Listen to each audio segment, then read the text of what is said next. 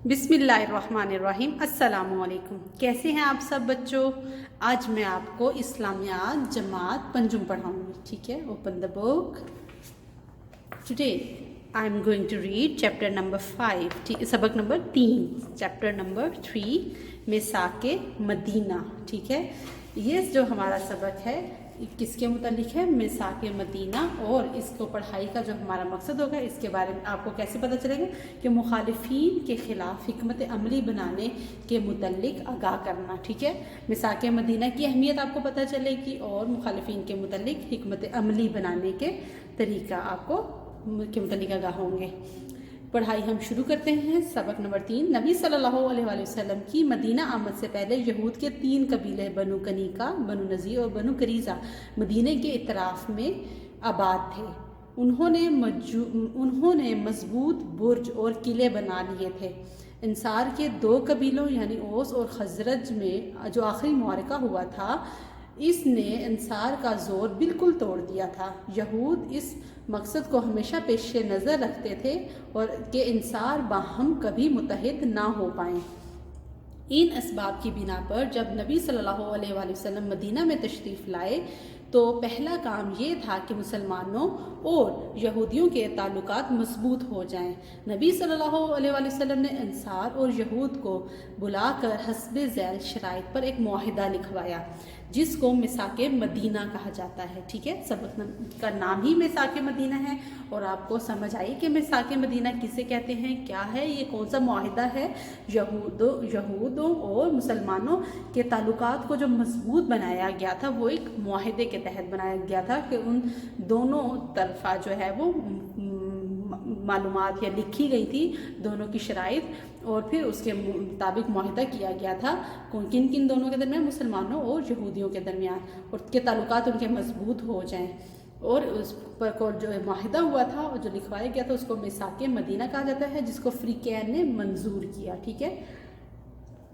اور یہ دیکھیں، یہ باکس میں کیا لکھا ہوا ہے کہ آپ جانتے ہیں میثاق مدینہ دنیا کا پہلا تحریری آئین بھی کہا جاتا ہے۔ اسلامی ریاست کا یہ پہلا دستور تھا، ٹھیک ہے؟ مطلب پہلی دفعہ ایسے وہاں پر تحریری آئین اس کو کہا گیا، اور یہ پہلی ریاست کا دستور تھا کہ جو یہ معاہدہ طے پایا۔ میثاق مدینہ کی اہم شرائط، ٹھیک ہے؟ کیا شرائط ہیں؟ مختلف شرائط ہیں، اور یہاں پہ پہلی شرائط ہے خون بہا اور فدیہ کا جو طریقہ پہلے سے چلا آتا تھا اب بھی قائم رہے گا، ٹھیک ہے؟ خون بہا اور فدیہ کا جو طریقہ ہے وہ بھی تھا۔ نمبر 2، یہود کو مذہبی آزادی حاصل ہوگی اور ان کو مذہبی امور سے روکا نہیں جائے گا۔ یہود کو مذہبی آزادی حاصل ہوگی اور ان کو مذہبی امور سے روکا نہیں جائے گا۔ اب اگلا معاہدہ ہے نمبر 3، یہود اور مسلمان باہم دوستانہ برتاؤ رکھیں گے۔ نمبر 4، یہود یا مسلمانوں کو کسی سے لڑائی پیش آئے گی تو ایک فریق دوسرے کی مدد کرے گا، کوئی فریق قریش کو امان نہ دے گا۔ مدینے پر کوئی حملہ ہوگا تو دونوں فریق ایک دوسرے کا ساتھ دیں گے۔ کسی دشمن سے اگر ایک فریق صلح کرے گا تو دوسرا بھی صلح کرے گا، لیکن مذہبی لڑائی اس سے مستثنیٰ ہوگی۔ ہر طرح کے جھگڑوں کا فیصلہ نبی صلی اللہ علیہ وآلہ وسلم خود فرمائیں گے، ٹھیک ہے؟ یہ ہمارے 8 جو ہیں وہ پوائنٹس ہیں یہاں پر جو دیے گئے ہیں میثاق مدینہ کے، اور بہت ہی یہ ویلڈ پوائنٹ ہیں، بہت ہی ایک اہمیت کے حامل ہیں یہ پوائنٹ دونوں طرف کے لوگوں کے لیے، یہود کے لوگوں کے لیے بھی اور مسلمانوں کے لوگوں کے لیے بھی، ٹھیک ہے؟ اور اس کے جو اثرات تھے وہ کیا تھے وہ بھی آپ کو بتاتے ہیں۔ نبی صلی اللہ علیہ وسلم زیر اثر مختلف قوموں اور قبیلوں کے درمیان یہ معاہدہ مذہبی، قومی، ملکی اور سیاسی لحاظ سے بڑا اہم ثابت ہوا۔ بعد کے حالات نے یہ بات ثابت کر دی کہ اہل اسلام کے حق میں یہ معاہدہ مفید رہا۔ اس معاہدے کے طے ہو جانے سے مدینے اور اس کے اطراف ایک وفاقی حکومت بن گئی جس کا دارالحکومت مدینہ تھا، جس کے سربراہ نبی صلی اللہ علیہ وآلہ وسلم خود تھے اور جس میں غالب حکمرانی مسلمانوں کی تھی، ٹھیک ہے؟ یہ معاہدہ چونکہ حضرت محمد صلی اللہ علیہ وآلہ وسلم نے بنایا تھا، مسلمانوں کی طرف سے پیش کیا گیا تھا، تو یہ اس کا سب سے بڑا فائدہ کیا ہوا کہ وہ ان کی ایک مدینے میں ایک وفاقی حکومت بن گئی اور جس کا دارالحکومت مدینہ تھا۔ اس طرح حکمت کے اور پرامن طریقے سے رسول صلی اللہ علیہ وسلم نے اللہ کی زمین اور اس کے بندوں پر حکم الہی جاری کرنے کا راستہ ہموار کر دیا. ٹھیک ہے، یہ ہمارے پاس ہیں میثاق مدینہ اور اس کے معاہدے اور اس کے اثرات.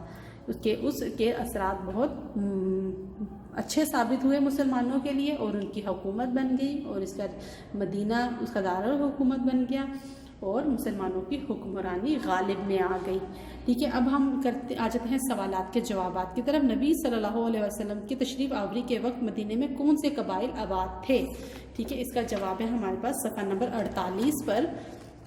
پہلی لائن، نبی صلی اللہ علیہ وسلم کی مدینہ آمد سے پہلے یہود کے 3 قبیلے بنو کنیکہ، بنو نذیر اور بنو قریظہ مدینے کے اطراف میں آباد تھے. ٹھیک ہے، پہلی لائن میں اس کا جواب ہے پہلے سوال کا.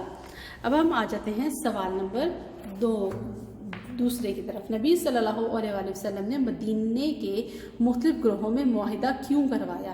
ٹھیک ہے، آپ جواب یہاں پہ لکھیں گے کیونکہ مختلف گروہوں کے آپس کے تعلقات کو مضبوط کرنے کے لیے.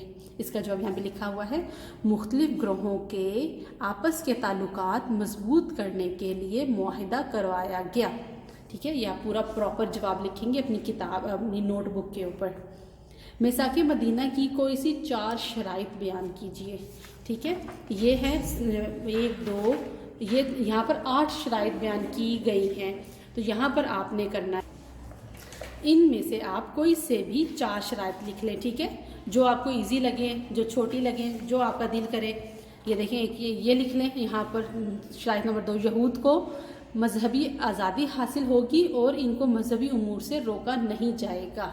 ٹھیک ہے، یہ کر لیں. اور پھر یہاں پہ جو چھوٹی ہیں اس کو کر لیں، یہود اور مسلمان باہم دوستانہ برتاؤ رکھیں گے، کوئی فریق قریش کو امان نہیں دے گا، مدینے پر کوئی حملہ ہوگا تو دونوں فریق ایک دوسرے کا ساتھ دیں گے. ٹھیک ہے، آپ اس میں سے کوئی سی بھی 4 اپنی مرضی سے لکھیں گے. ٹھیک ہے، جو آپ کو اچھی لگیں، جو آپ کو ایزی لگیں وہ آپ لکھ لیں. میثاق مدینہ کے اثرات بیان کریں. ٹھیک ہے، اثرات یہ ہمارے صفحہ نمبر 49 پر اس کا جواب ہے. اس معاہدے کے طے ہو جانے سے مدینے اور اس کے اطراف ایک وفاقی حکومت بن گئی جس کا دارالحکومت مدینہ تھا، جس کے سربراہ نبی صلی اللہ علیہ وسلم تھے، جس میں غالب حکمرانی مسلمانوں کی تھی. ٹھیک ہے، یہاں سے لے کر یہاں تک سوال نمبر 4 کا جواب ہے. یہ ہمارے پاس سوالات کے جوابات بھی ہو گئے اور آپ نے ان کو اچھے سے اپنی نوٹ بک کے اوپر لکھنا ہے اور یاد کرنا ہے. اب ہم آ جاتے ہیں خالی جگہ پر کیجیے. انصار کے 2 قبیلوں یعنی ڈیش اور ڈیش میں جو آخری معرکہ ہوا تھا اس نے انصار کا زور بالکل توڑ دیا تھا. کون سے 2 قبیلوں میں ہوا تھا؟ اوس اور خزرج. ٹھیک ہے، یہاں پر قبیلہ اوس اور خزرج لکھیں گے. نمبر 2، میثاق مدینہ کو دنیا کا پہلا ڈیش بھی کہا جاتا ہے، تحریری آئین بھی کہا جاتا ہے. ٹھیک ہے. نمبر 3، ڈیش کو مذہبی آزادی حاصل ہوگی، یہود کو مذہبی آزادی حاصل ہوگی. نبی صلی اللہ علیہ وسلم کے زیر اثر مختلف قوموں اور قبیلوں کے درمیان یہ معاہدہ مذہبی، قومی، ملکی اور سیاسی لحاظ سے بڑا اہم ثابت ہوا. یہ ہمارے پاس اثرات کی جو ہے یہ پہلی لائن کا ہے. ٹھیک ہے، مذہبی، قومی اور سیاسی لحاظ سے بڑا اہم ثابت ہوا.